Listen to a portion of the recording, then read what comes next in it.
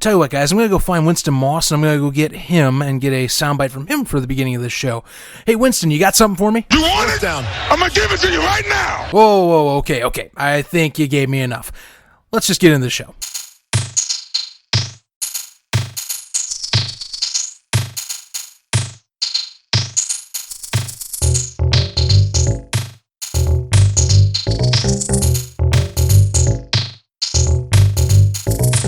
Welcome one and all to Football for All. I am your host, Zach Kyleman. Thanks again for tuning in as always. We are in our Week 4 edition of the XFL version of Football for All, and you just heard some audio from Winston Moss during his team's 17-14 loss to the New York Guardians over the past weekend in what I would consider was very much a flop for the LA Wildcats. Look, this was a chance for them to establish that they were going to be a de facto team moving forward that would challenge the rest of the West. They still can correct the ship. It's not impossible to get that second playoff seed, but really they are now fighting for that second playoff seed with a Dallas Renegades team that, after a very fun game in the Texas Throwdown, is now looking at a much more dire situation at quarterback as they have to go back to Philip Nelson. We'll get into that and more in this episode. But yes, there's quite a bit to talk about from Week 4 in particular. The Texas Throwdown's one of them. I will get to that in a second. But my main focus I want to start is, pretty much pretenders and contenders at this point. So I just mentioned the LA Wildcats, and I felt like they were a contender going into this week. Turns out that Luis Perez and company over in New York at MetLife Stadium had something to say elsewhere, and now I have no idea who is who right now. When it comes to LA, New York, Tampa, and even DC at this point, I'm not really sure who these teams are at this point. I don't know who really is a pretender or a contender. Seattle, I'm not going to throw into the mix yet because I'm not sure if they're going to start BJ Daniels in Week 5 or if they're going to continue along the Brandon Silver's path of semi-mediocrity that has been going on through the first 3.5 weeks of the season for him. Remember, BJ Daniels came in for the second half of that game against the Battlehawks at the Dome and showed that he probably is deserving of a starting spot. We also got more quarterback controversy, I would say, if not clarification. For example, Luis Perez came in for the New York Guardians. I know the Guard Post podcast had some conversation with me on Twitter about whether he was accurate on certain passes, one in particular to Mikel McKay that I feel was an atrocious drop by Mikel McKay, but everyone has an opinion and everyone can look at it differently depending on that play. But Perez, besides that drop for McKay, he really did guide the ship a lot better for New York. It felt like New York's offense thrived a bit better, which if I'm going to do a pretenders versus contenders column here, I'm not sure yet. It's tough for the Guardians because the Guardians do have a very well-built defense per se that has shown at times, specifically when they were playing Week 1 against the Vipers, though the Vipers really didn't have it all together at the time and Trestman was still calling plays, they have shown their defensive capabilities are there if they get some support from their offense. And this is exactly what happened when Perez was under center.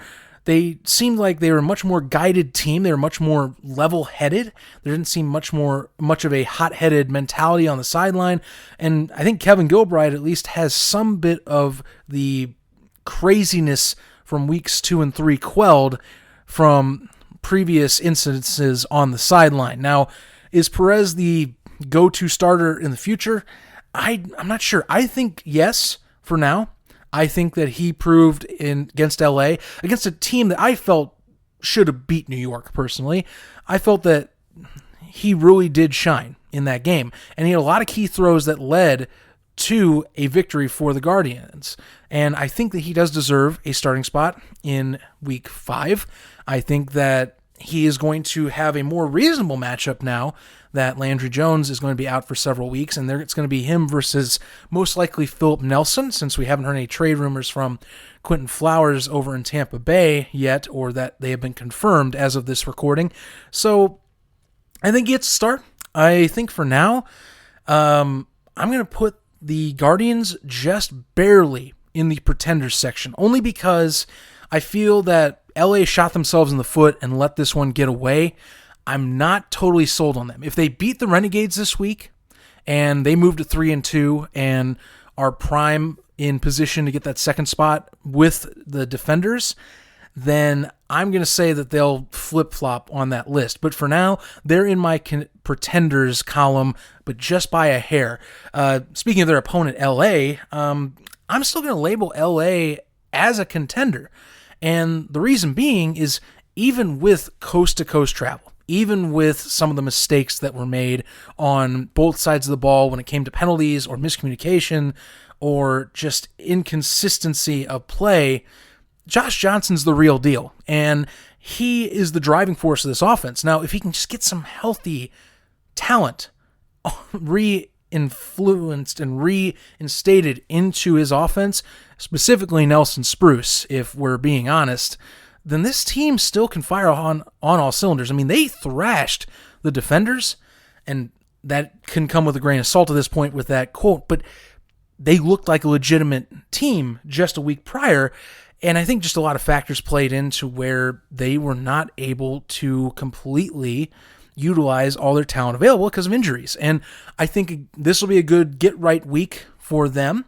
I think that they have a chance to really shine and possibly push to 2-3. I mean, this team is capable. Again, it is Josh Johnson after all.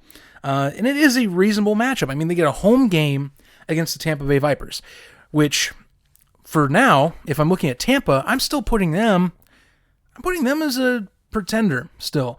I need to see a little more of the Trestman offense that is hands-off Mark Trestman, because last week was dominant. They had over 200 yards rushing, well over 200 yards passing. Taylor Cornelius looked comfortable in the pocket. He looked like he was able to thrive very well for the Vipers. And, you know, I don't think there's really much of QB controversy at this point, but part of the reason why I'm kind of curbing whether they're a contender is, well, what happens come this week, now that Quentin Flowers is back from a stint staying away from the team? What do they do with him? Are they going to do this dual threat QB situation again, like they tried to do the first 3 weeks that I felt was kind of a waste of time? Do they try to go what was working best, which personally that's what they should be doing? I don't see why they would try and waste time with doing a dual QB system. And also, does the running game get going again? I mean, think about it. The Vipers not only had the first 100-yard rusher in XFL history, they had 2 of them. They had 2 100-yard rushers in this contest. I mean, it's crazy. Davion Smith was a stud, and he actually got outshined, at least in press, by Jaquez Patrick, mainly because of Patrick's story, which is very much heartfelt. But both of them really pounded out the yardage against the DC Defenders, and they allowed Cornelius to be comfortable too. I mean, Cornelius ran in a touchdown. He threw a touchdown for himself. Again, he had 226 yards. You know, he looked comfortable in the pocket. You know, he looked like he was very well capable of running this offense, and I very much believe he is, but you have to give him the keys. You can't just do this dual QB system like the Tampa Bay Vipers have been doing to start the season. And if they get away from doing that and maybe figure out something better to do with Quentin Flowers or trade him, which is sounding like needs to be more of a possibility now, especially with some of the QB issues, not as much last week, but you know, some teams would prefer to have a QB that's mobile and can deliver on throws. Quentin Flowers is that guy. He doesn't like his situation in Tampa, even though he had that awkward press conference where he said he wasn't okay, but yet he was okay. You know, he needs to get out. But as for the Vipers, though, they looked like they could be a contender and make this enticing for their way into the playoffs. Again, though, you need to see what the Vipers are like this week when they take on LA, because if they do a dual QB system again, I think that they are making a mistake. I think you need to stick with either Quentin Flowers or Taylor Cornelius. One of them needs to be dealt, in my opinion. And the other wild card that is also in play is, where's Aaron Murray in this picture? Because Aaron Murray was healthy last week, but they sat him just as a just in case type of scenario. You never know what can happen, a safety measure. Now he's going to be completely healthy, which question is, what is the call here for the Vipers?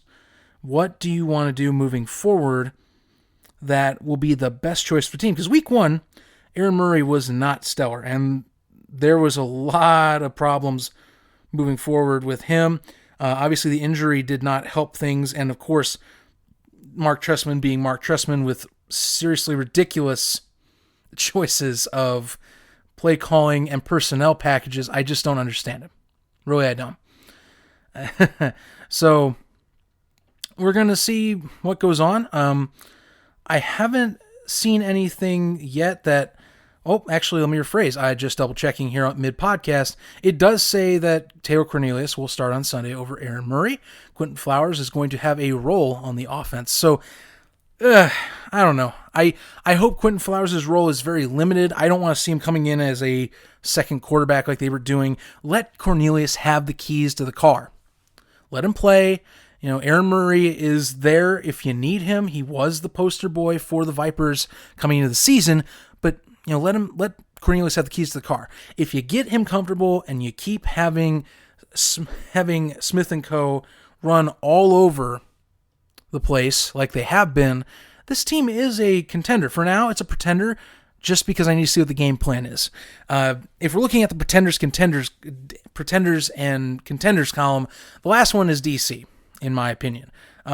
Seattle, I'm going to hold off just because, like I said, I think there's a little more issue with Seattle besides just trying to throw BJ Daniels in.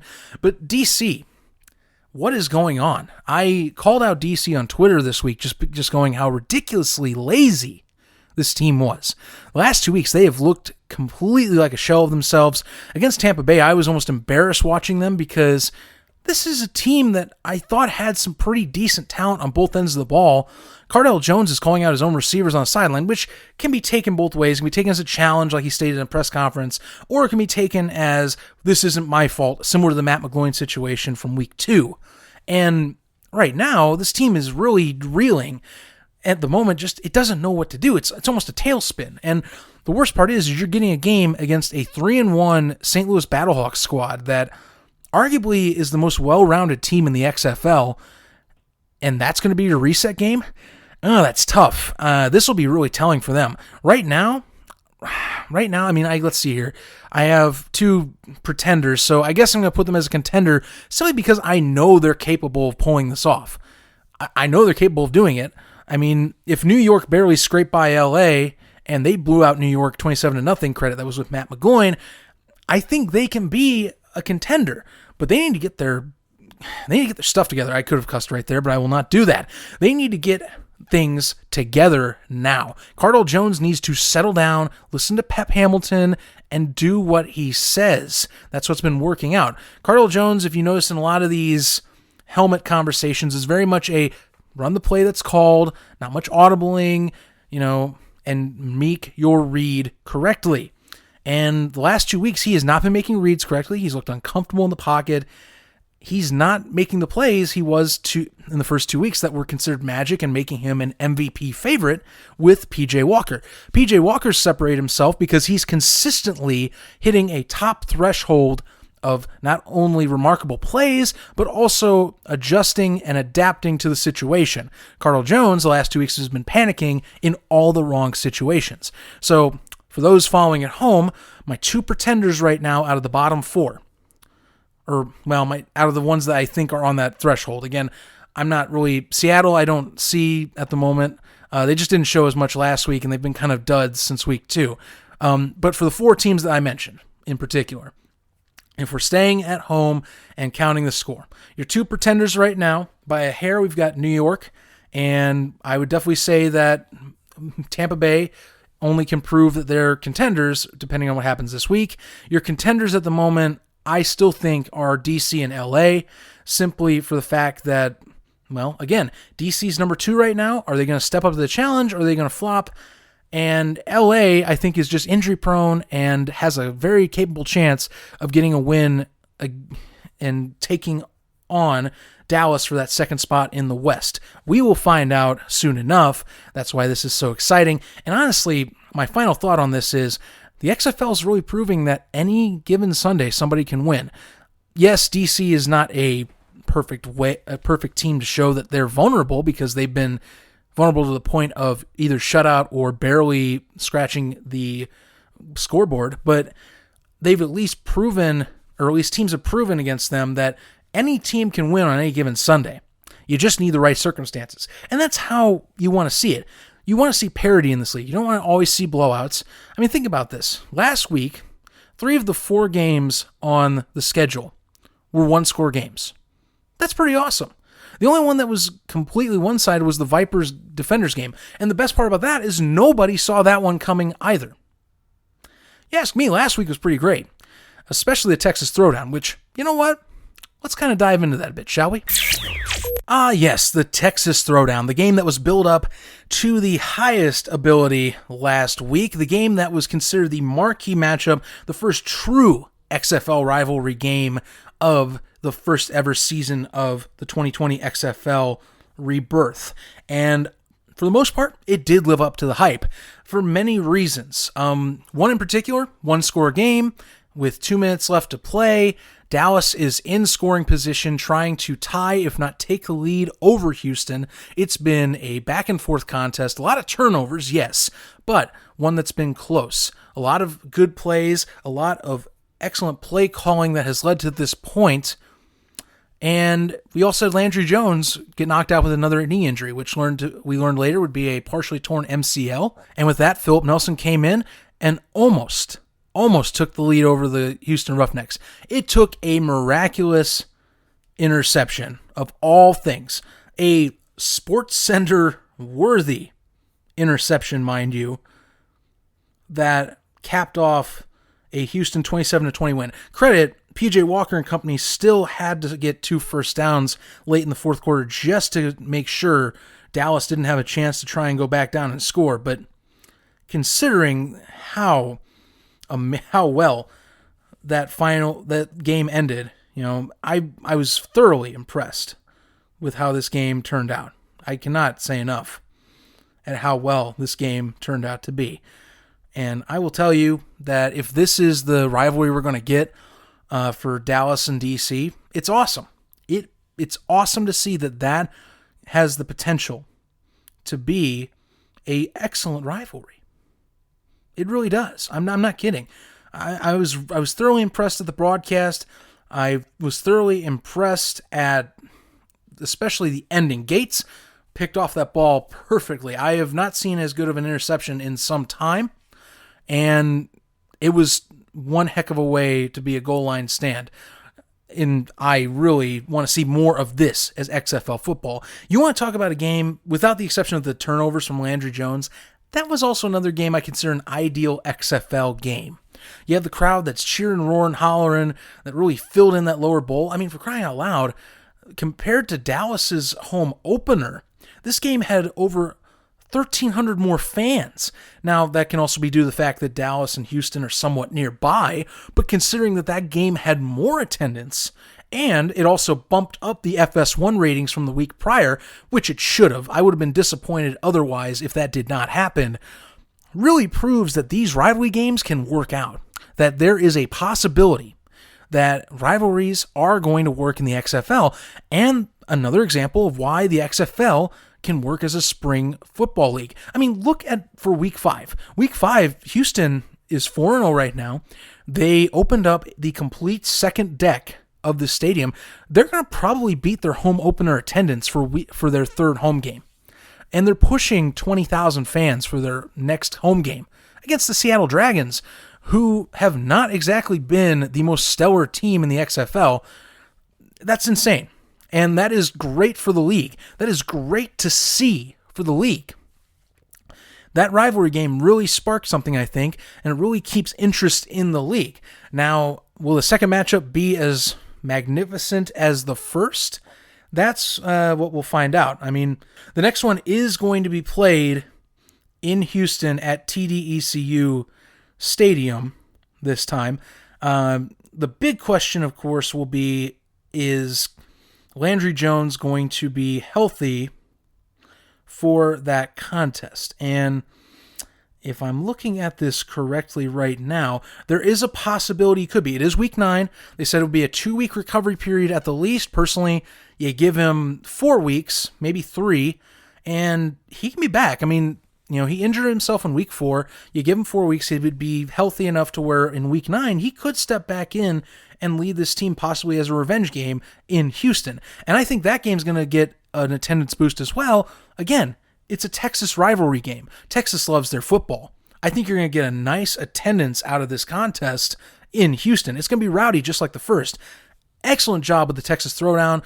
XFL, by the way, on social media did a great job pumping this game up, and it lived up to the hype. If you didn't watch the Texas Throwdown, and there were a lot of NFL favorite accounts that weren't just like fan accounts, players as well. If you didn't watch this game, shame on you. And I'm not trying to say that you're in the wrong because you missed it, but shame on you for missing it. You need to check games out like that if you are a fan. If you want to become a fan, I highly recommend. Again, I can never make you into a fan, but I can definitely recommend you watching the XFL. That was a game that was ideal XFL football, in my opinion. And there's only more of it to come, even with all this other sports nonsense going around, like that March Madness thing that's going to be coming up here, or, other sporting events like the NBA playoffs. Yeah, whatever. You should definitely check it out. And the Texas Throwdown was definitely a reason why. And if you're looking out for another Texas Throwdown, just wait till week 9. It's probably going to be pretty awesome. Before we get into my interview with Tim Capper from Alouettes Flight Deck, the Arena Football League Hall of Fame, and AFL Rewind, I did want to touch on something that was brought up this week that partially had me scratching my head for one of the points, but also made me go, that's what they should have been doing all along, or this is a smarter decision moving forward. So, earlier this week, we had, at least per Danny Jones, who does XFL news updates, has several credible sources, is a very avid podcaster for the XFL community. We had an update saying that in Stamford at the XFL offices, they're considering 3 stadiums for next year right now that they'll probably be looking more into at the end of the season come May or June during the XFL's offseason. The 3 include as follows: Red Bull Arena in Harrison, New Jersey, that holds roughly 25,000 fans. Gerald J. Ford Stadium in University Park, Texas, which, if you guys are curious, is closer to Dallas.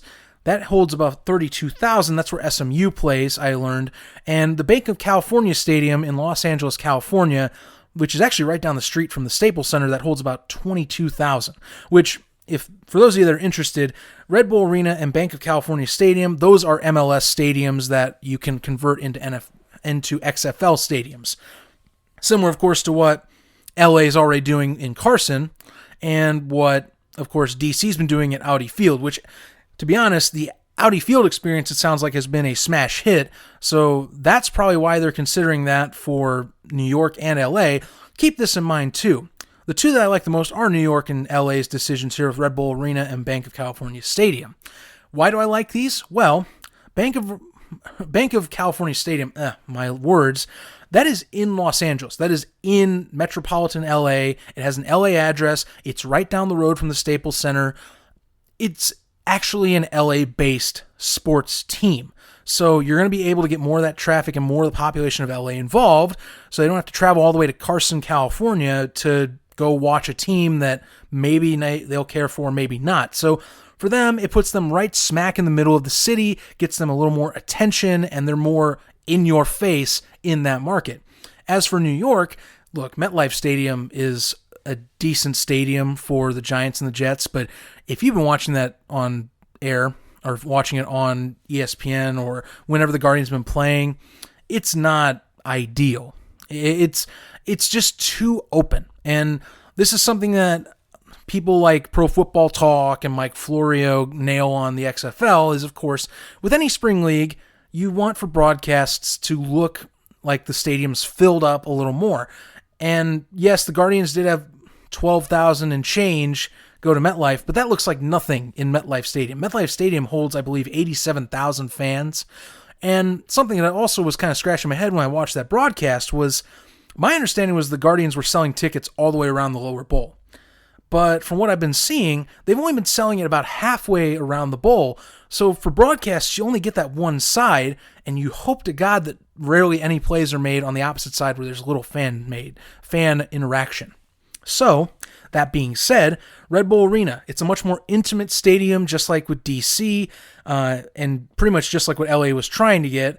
And it's still in the New York kind of metropolitan suburbs as well. A lot of fans that I have been reading on Twitter or on Facebook, they like the idea. They felt this was a better option. And one thing I actually read too was that, at least according to sources that were tied to Danny Jones, from what I understand, is that Red Bull Arena had a better bid than MetLife for the Guardians.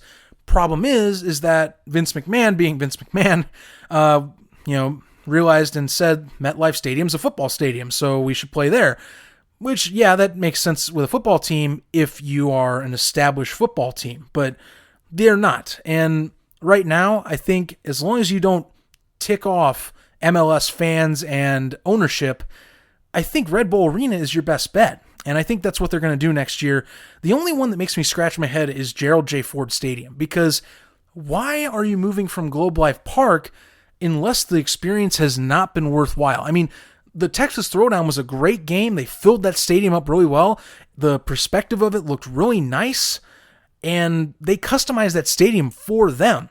My understanding was that Globe Life's renovation was supposed to be for the Dallas Renegades and North Texas FC, so that those two can play in there, and that was their stadium. Now, if they're trying to get out of there because they feel the perspective is weird, or it just looks unorthodox because it's a baseball stadium converted into a football stadium, sure, why not? But at the same point, why are you doing that? Because you have that custom made for yourself, even if, and also another key point, by the way, with what XFL is looking for in stadiums, it's expandable. Globe Life Park is expandable up to 40,000 fans if and when they become more popular. Similar to how, like in Houston or now in St. Louis, funny enough, they have expanded seating, and they've been adding on extra seating because of demand. So you would think with Dallas, well, they have extra seating, so why are you wanting to move away to a new stadium? And the only thing I can think of is that they want an actual football-looking stadium to play football in. It's just that I think you would burn the city of Arlington and taxpayers for having all that renovation done just for a minor league soccer stadium. I feel like the XFL made a commitment to this, so I'm kind of scratching my head why this was brought up. I don't know if that is what they're feeling, but we'll see how this goes. I mean, they're definitely confirmed to be playing a second year. There's been so many sources at this point that have said no matter what happens after this season, even with the TV ratings, even with attendance and all this other stuff, season 2 is for sure happening. So whatever they do in the offseason with this stadium deal, I don't know if I'll like it. I mean, again, it's an actual football stadium. SMU's had success, of course, in the past, and people pack in. It's just, I don't know if that's really the best way to go about it that looks appealing and also looks good in the public eye. But again, I'm not the XFL ownership group. I'm not Oliver Luck. I'm not Vince McMahon. They hold the keys to the kingdom. We'll find out what their direction is that they drive come off-season meetings. Joining me on the Football for All podcast line is football podcast veteran Tim Capper of both the Alouettes Flight Deck and the newly formed AFL Rewind podcasts. He's also heavily involved in the recently launched AFL Hall of Fame. Tim, I appreciate you stopping in. How have things been on your end? Hey, everything's going well. I don't think playing what seems to be football year round. So, hey, I'm loving it, man, and the possibilities are ever growing, so to say. So, Tim, obviously you are heavily involved with your coverage of the Montreal Alouettes, and I was really excited that I got a hold of you just because there's been some news with CFL players, some stars that I'm understanding, that have made the jump, and it's kind of made a little bit of a splash, not too big since, but I just want to pick your brain. But before I get to those players, I want to ask you, from a perspective of a CFL fan, as yourself, what are your thoughts on the XFL as a new league that is kind of similar style of, I would say, attracting for players, the secondary market of players that, are talented, but they aren't NFL ready, so to speak, for coaches. How do you think that is a relationship when it comes to CFL and XFL?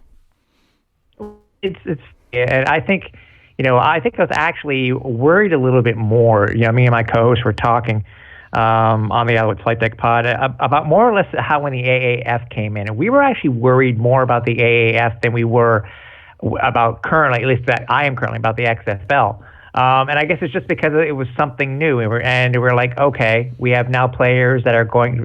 These two leagues are going to be fighting for players from our league and for others, which we would usually, if we needed somebody new, our base would be lessened. But as we saw with the AAF, things didn't work out with that league, and I guess we sort of had to look at the XFL in the same type of light. Is that it's a new league.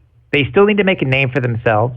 And after seeing a lot of the comparisons when it comes to the actual, to the salaries, not all these players in the XFL make these six-figure salaries based off, I think it's 4 tiers that they currently have.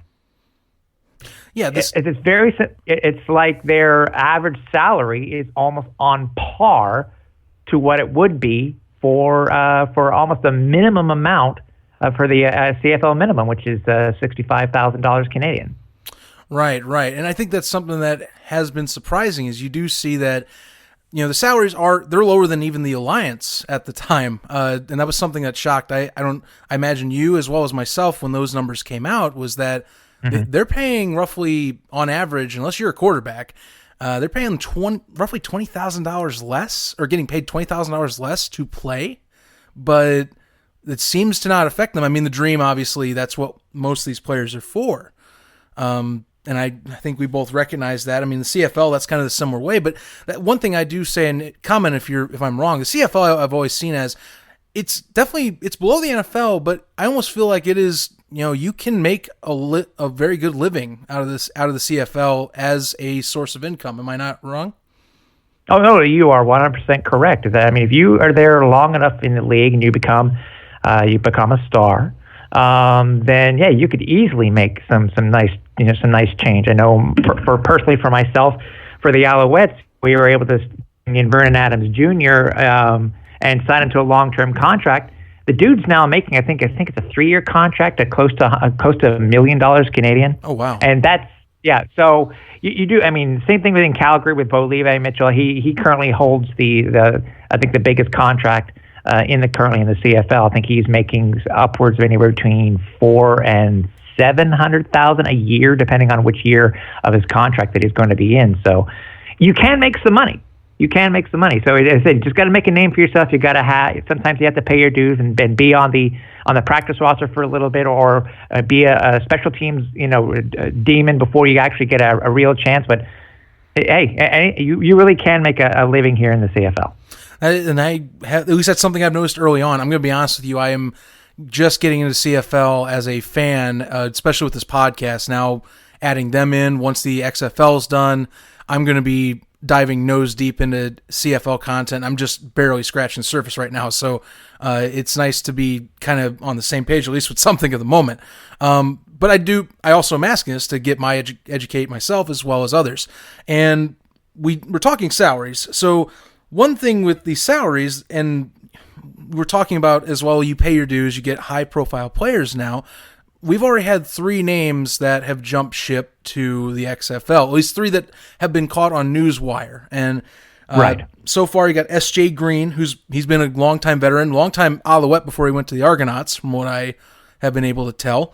Derek Dennis, who was in our terms, an all-pro in the CFL as a tackle, and, well, Armonte Edwards, who was another star for the Alouettes.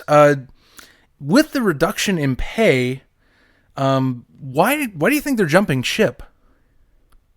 I think they're just getting, I kind of think they're probably just testing the waters. I think more or less, for SJ is that, and maybe for the other 2 players too. I mean, is that the schedules don't overlap, and it's very possible depending on how much that they're going to play in the XFL, because it's SJ was just activated for this current this past week's XFL games.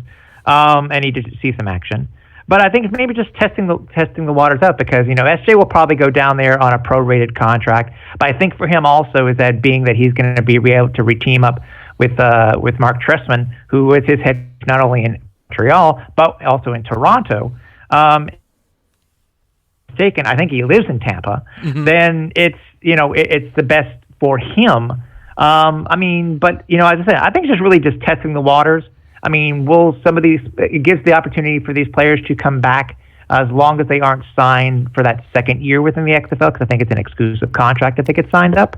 But, would I be surprised if SJ came back into the CFL? No, I wouldn't be surprised if he came back in 2020. We've seen it before with, it hasn't happened in quite a long time, but we've seen it where other players have actually gone to play, done duty, so to speak, and play in two different football leagues. Whether it had been the CFL and the XFL, or maybe it was the Arena League and the CFL. It's been done before. Yeah, hey, Arena League action is definitely going to be picking up for you guys, especially with the unfortunate moving on of the Arena Football League. Mind if I sidetrack here? How's the response been for, say, like star players like Fabian Guerra or Malachi Jones up there for the Alouettes? I think a lot of them think of them as they're really unknowns. I was very pleasantly surprised when I was given the tip that the Alouettes were going to be signing those two players, and I was giddy. Basically, that's what I said to my co-host, that when I found out that they were going to be signed, and I basically had to, like with all good. I guess media guys, if you have to keep something quiet, you do, and I did. I had to keep it quiet for basically. But I think they're unknowns, and so I've been trying to pump up these guys as much as possible on social media. Whether it had been the 50-yard mini document series on that was done by Ben Fraternale specifically on Malachi Jones. I tried to make sure that everybody saw what they're going to be getting in this wide receiver, and I think people would have to actually see for Fabian. They'd have to see his game where he scored 6 touchdowns. Oh yeah. They're going to be new guys. That's the thing, though. But didn't stop the Alouettes from signing anybody else. Let's just put it that way. They were very active within the when it came to the free agency that was basically just finished. Oh sure, yeah. And I feel giddy just because I jumped into arena football for one season. Of course, it goes on to greener pastures, and now I get to see two of the stars of the league move on to one of the better leagues for football in the world. And I have to ask you, this actually ties in really well. So Malachi Jones was also offered an XFL contract at the same time as the CFL contract. He chose the CFL. Yeah. There's many factors that keep at play, but in your opinion, what factors do you think play into a player choosing the CFL over the XFL or vice versa, like we've been discussing? For especially for Malachi, maybe he wanted a place that showed stability. Remember, he played in the AAF, so he knew exactly what, I guess, he had heard it all, and that's why he originally was drafted by Seattle in the XFL, and then maybe he was just given an opportunity and a contract that he felt that he would be able to get a better to the NFL or not, but to get a better shot at playing for the Alouettes, and that's my hope, especially when training camp comes about, rookie camp starting off in mid-May. That I'm really hoping that those two players will get their shot because. Both you and I both know that these guys are ballers, and we know that they can play. Absolutely, and I think, and I do. I've had a conversation like this too. I have a dear friend of mine who actually plays for the Czech Republic, by the way, a team by the name of the Ostrava Steelers. And I know the CFL is trying to expand like the NFL for a more over global audience. So eventually, maybe we'll hear more names like that. But that was something that was brought up. Similar aspect, is the reliability going to be there? Spring football's still an unknown, so maybe that it was part of the case. Obviously, the contracts are still bigger, like we've talked, so that's another factor that is in play. Tim, I'm going to give you a bit of a space here because you've been involved in some at least either adapted or recently added projects with the Arena Football League's downfall, and and more of a preservation role, if I'm saying that accurately. And I know that this was originally AFL Tonight as a podcast, and it's now AFL Rewind. I'd like to give you this time. What is AFL Rewind? And what are your goals with this podcast for trying to bring to light the history of the league? Well, the AFL Tonight, it was a show that I had started 20 years ago, where it was a weekly show where we would for just myself, and then I expanded onto great teams when it to co-host over years. And with the demise of the AFL, we kind of said, we need to go ahead and be the change over to a historical model almost immediately. It came to the site and or the podcast. As if you heard the first episode already, when we had former to just be able to bring the stories to fans from point of view, executives, anybody who had a thing to do in the AFL from its from 87 on. We want to tell the stories because there really haven't been that many books written about players or the stories within the AFL. So we felt that what better way in order to get these stories out and all this new information, because some of these podcasts, these interviews I've already done already, I've learned so much, Zach. It's just absolutely crazy how much information I've learned, and I just want to be able to the fans to learn about it, and to know that there is more. There is more than just the X's and O's of the game itself.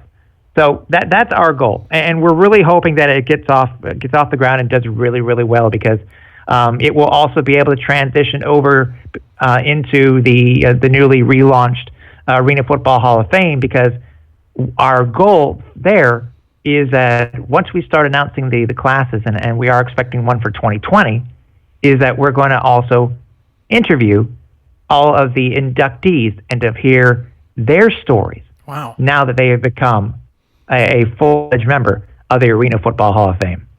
Wow, that is fantastic. I love the ideas there, Tim. And you took the words right out of my mouth. I was going to actually give you to elaborate on the Arena Hall of Fame. So good jump. What I guess I'll ask this: how is the induction process going to take place for you guys?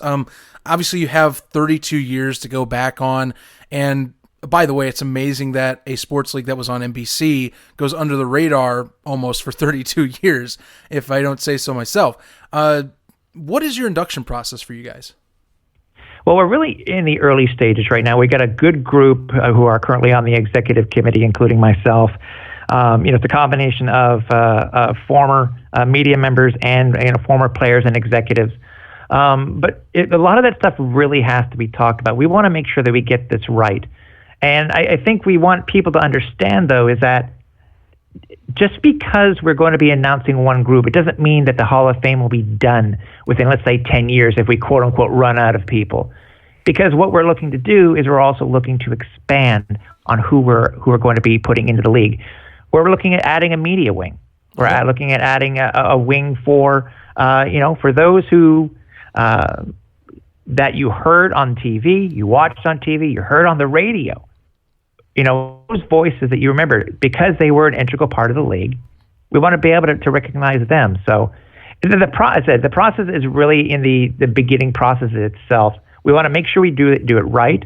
We want to make sure that we get the right people involved, including the executive committee ourselves, and also what we're hoping to do is bring in players, former members of or current members of the Hall of Fame, and get them to chime in, give us their thoughts, and get them to look at possibly choosing who they think would be the right people to put into the Hall of Fame, and then give us the chance over at the executive committee to make those choices and announce who those new classes are going to be. Well, that's going to be fun to hear from you guys. I'm looking forward to see what is the 2020 class coming up here. I'm fascinated by this whole endeavor for you. This is more of a hypothetical question for me. Say the Arena Football League, its rights are bought up by, say, an investment group, and they are restarted in some way. This is a long shot question, but if that was to start again, would you guys try and affiliate yourselves with, say, an investment group that brought the league back, if it does come back? Well, I mean, I don't see the possibilities because obviously there was no class 2014, and I guess they felt that it wasn't the necessary thing in order to, it wasn't something that was currently on their plate of things to do. I'm not going to rule out, if there is that type of thing where somebody brings back the AFL. But as I said, it's right now, the way that it currently is, we're the ones who have taken up the mantle. We do, arenafan.com does have more than 20 years of experience when it comes to covering the league. Right. Starting off basically becoming a well-respected media site. So it's as I said, it's nothing's out of the possibility. I'll be, we'll have to look at it. Yeah, and obviously you guys are trying to get off the ground still. It's just something that, it's so recent, and I think many of us just wish it to come back that fast. I mean, I don't know about you, but at least for me at the Indoor Football League, I'm only watching it with a glanced eye because it's not the same football. But, I do wish, it's just one of those things you wish it comes back. Before I let you go here, Tim, and again, thank you for taking your time with me. I much appreciated. Where can we find you? You have anything else you want to tag? Shout outs to some people that maybe deserve a shout out? Wow. I guess for the Alouettes Flight Deck podcast, we're certainly still in our off-season mode, but we are doing shows, one or two shows, I guess a month. But you can check us out on Twitter over at Alouettes FL Deck. Do a major search when it comes to all the podcast sites, and you should be able to find us. But you can find all the archive over at alouettesflightdeck.ca. As far as the AFL Rewind podcast, that can be found at AFL Rewind on Twitter. You can also check out at Arena Fan. You get some information there too on what we may be doing. And also, lastly, for the Hall of Fame, HOF. And if you want to go to the actual web page itself, look at either for the Patreon or whether it be to find out who currently is in the Hall of Fame, you can do so by heading over to arenafootballhof.com. Fantastic, Tim. Again, much appreciated. That's Tim Capper of Alouettes Flight Deck, as well as AFL Rewind, and being one of the founding members for the newly brought up Arena Football Hall of Fame. Tim, thanks again. Hope to catch you soon. I'm definitely going to be reading up on some CFL content. Like I said, I am going to be diving nose deep into this come at the end of the XFL season. So I might be talking to you again. Oh, it'll be my pleasure, and I really I've heard a couple of your episodes so far, and it's really enjoyable. So I really appreciate you having me on. Well, thank you, Tim. Hey, thanks again. Ladies and gentlemen, that's going to do it for this edition of Football for All. Again, a big shout out to Tim Capper, by the way, again, of the Alouette Flight Decks podcast, AFL Rewind podcast, and of the newly formed Arena Football Hall of Fame, for joining me on that discussion, not only for the CFL to XFL content that I really was curious about, but, just making sure that we keep and preserve the memory of the Arena Football League. I'm going to be honest with you, ladies and gentlemen, I would have had Arena Football League as the fourth pillar on my logo, on my football conversation. It's just that they passed on to Greener Pastures when they closed down just before I started to consider that, and it really is a shame. I really loved the Arena Football League before the Alliance went down, and when the XFL was starting to form up, Arena Football was getting my interest, and I loved every second of it. I went to a Columbus Destroyers game last summer with my friends. They loved it. I was ecstatic. I got to meet the players, go on to the field. I was in front of the largest crowd that season of roughly 9,200 fans in Nationwide Arena, and I miss it. I miss it a lot, and I will say that there is the Indoor Football League. I'm keeping an eye on them, kind of a, like a peripheral vision look, because, I know they're trying to get into that space. They're trying to be the new AFL. I don't know if they'll do it correctly. I have faith the Germain family will, since they were an excellent family of businessmen and dedicated football fans that really led the Destroyers into the public eye in Columbus. So we'll see. And I'm glad that Tim and crew are trying to preserve what the AFL's history was and its impact on football over its 32-year span. Until next time, guys, if you want to keep up with myself, you got multiple ways of doing that. First off, you want to get new episodes, subscribe to wherever you listen to podcasts. You'll get the updates for when a podcast drops, and you won't have to wait for me to announce it on social media. But say you want to wait for that social media announcement, you got some ways to do that. You can follow me at ZK Podcast. That is at capital Z, capital K, capital P, ODCAST. That username is used throughout social media for Facebook, Twitter, and Instagram. I also post up not only my podcast on YouTube, but every now and then updates. Haven't done one in a while, but I will look into doing one. Until next time, ladies and gentlemen, so long. Thanks once again, and let's enjoy XFL Week 5. It's going to be a blast. Stay tuned.